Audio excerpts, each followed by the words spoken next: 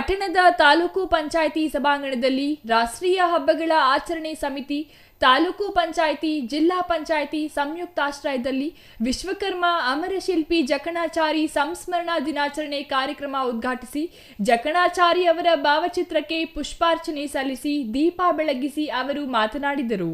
ಅಮರಶಿಲ್ಪಿ ಜಕಣಾಚಾರಿ ರೂಪಿಸಿದ ಅದ್ಭುತ ಕಲಾಕೃತಿಗಳು ಇಂದಿಗೂ ನಮ್ಮನ್ನು ಬೆರಗುಗೊಳಿಸುತ್ತವೆ. ಇಂತಹ ಕಲೆ ಉಳಿಸಿ ಬೆಳೆಸುವುದು ನಮ್ಮೆಲ್ಲರ ಜವಾಬ್ದಾರಿ ಎಂದರು.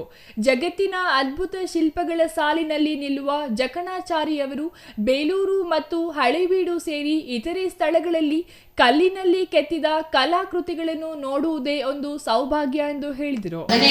ಕೆತ್ತನೆಯಲ್ಲಿ ಕೆಲವೊಂದು ಪ್ರಶ್ನೆ ಮೂಡಿಸಿದಾಗ ನಾವು ಹೇಳ್ತಾರೆ, ಆ ತರ ಏನಾದ್ರು ಅದರಲ್ಲಿ ಲೋಪದೋಷ ಏನಾದ್ರು ಇತ್ತು ಅಂತಂದ್ರೆ ನನ್ನ ಕೈ ಬಲ್ಗೈನೇ ನಾನು ಕಟ್ ಮಾಡ್ಕೊಡ್ಬಿಡ್ತೀನಿ ಅಂತ. ಆಗ ಅವರು ಮಗನು ಕೂಡ ಅದನ್ನ ಎಲ್ಲಿ ಅದು ದೋಷ ಇದೆ ಅಂತಂದ್ಬಿಟ್ಟು ಅದನ್ನು ತೋರಿಸ್ತಾರೆ. ಅದು ನಿಜನೇ ಆಗಿರ್ತದೆ.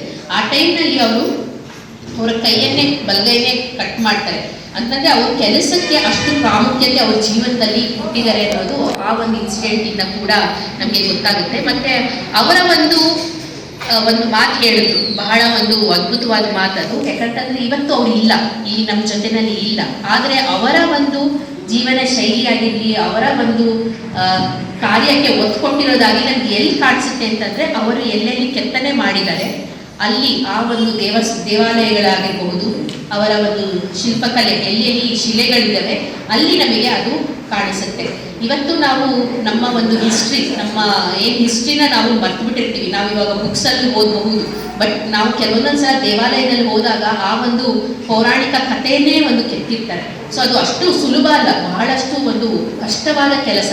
ಅದನ್ನ ಅಷ್ಟು ಶ್ರದ್ಧೆ ಭಕ್ತಿಯಿಂದ ಅವರು ದಿನನಿತ್ಯ ಮಾಡ್ಕೊಂಡು ಬಂದಿರೋದಕ್ಕೆ ಇವತ್ತು ಕರ್ನಾಟಕ ಸರ್ಕಾರ ಅವ್ರನ್ನ ಗುರುತಿಸಿ ಅವರ ಒಂದು ಆ ಒಂದು ಏನು ಮಹತ್ವದ ಕೆಲಸ ಅವ್ರ ಜೀವನದಲ್ಲಿ ಮಾಡಿರೋ ಅಂತ ಕೆಲಸ ಅಷ್ಟು ಒಂದು ನಾವು ಕೂಡ ನಮ್ಮ ಒಂದು ವರ್ಕ್ ಕಲ್ಚರಲ್ಲಿ ಅದೇ ಥರದ ಒಂದು ಶ್ರದ್ಧೆ ಭಕ್ತಿಯನ್ನು ತೋರಿಸ್ಬೇಕು. ನಮ್ಮ ದಿನನಿತ್ಯದಲ್ಲಿ ನಾವು ಅದನ್ನು ಅಳವಡಿಸಿಕೊಂಡು ಅವರ ಒಂದು ಆವಾಗ ನಾವು ಅವ್ರನ್ನ ನಮ್ಮ ಜೀವನದಲ್ಲಿ ಜೀವಂತವಾಗಿ ಇಡಕ್ಕೆ ಸಾಧ್ಯ ಆಗಿರ್ತದೆ. ಮುಖ್ಯ ಭಾಷಣಕಾರರಾಗಿದ್ದ ಜಿ.ವಿ. ಚಂದ್ರಶೇಖರ್ ಅವರು ಮಾತನಾಡಿ, ನಾಡಿನ ಐತಿಹಾಸಿಕ ವಾಸ್ತುಶಿಲ್ಪಿ ಪರಂಪರೆಗೆ ಶಿಲ್ಪಿಗಳ ಕೊಡುಗೆ ಅಪಾರವಾದುದು. ಅಂತಹ ಅಪರೂಪದ ಕೊಡುಗೆಯನ್ನು ನಾಡಿಗೆ ನೀಡಿ ತನ್ನ ಕಲಾ ಕೌಶಲ್ಯ ಕೊಡುಗೆಯನ್ನು ನಾಡಿಗೆ ನೀಡಿ ಅಜರಾಮರರಾದವರು ಅಮರಶಿಲ್ಪಿ ಜಕಣಾಚಾರಿಯವರು. ಜಕಣಾಚಾರಿ ಹುಟ್ಟಿದ್ದು ತುಮಕೂರಿನ ಕ್ರೀಡಾಪುರ ಎಂಬ ಹಳ್ಳಿಯಲ್ಲಿ. ಸೌಂದರ್ಯ ಮತ್ತು ಕಲಾ ಆಧಾರಕನಾಗಿದ್ದ ಜಕಣಾಚಾರಿಯವರು ವೈಯಕ್ತಿಕ ಬದುಕಿನಲ್ಲಿ ನಡೆದ ಘಟನೆಗಳಿಂದ ಬೇಸತ್ತು ಹೆಂಡತಿ, ಮನೆ, ಊರನ್ನು ತೊರೆದು ಲೋಕ ಸಂಚಾರಿಯಾಗಿ ಅಲೆಯುತ್ತಿರುವಾಗ ರಾಮಾನುಜಾಚಾರ್ಯರ ಮಾರ್ಗದರ್ಶನದಿಂದ ತನ್ನ ವೃತ್ತಿಯಲ್ಲಿ ಏಕಾಗ್ರತೆಯನ್ನು ಸಾಧಿಸಿದರು.